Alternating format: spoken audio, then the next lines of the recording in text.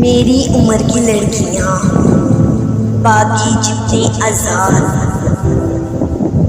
इतनी ही जिम्मेदारियों में कैद। इसीलिए जब भी पलकों पे बड़ा ख्वाब रखती हैं तो देखती हैं इन पर पहले से ही पुश्तों की इज्जत का बोझ रखा है। मेरी उम्र की लड़कियां चीकर चिल्लाकर लहरा कर रोकर आज़ादी तो मांग लेती हैं, मगर इस्तेमाल इसे कम ही करती हैं।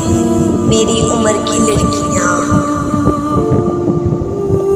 नाचते हुए कर लेती हैं जिम्मेदारी की रस्सी को पार और जिला देती हैं वो रस्सी की मंजिल पर पहुंचकर, ताकि आने वाली पीढ़ी के लिए आज़ादी की पक्की सड़क बनाई जा सके।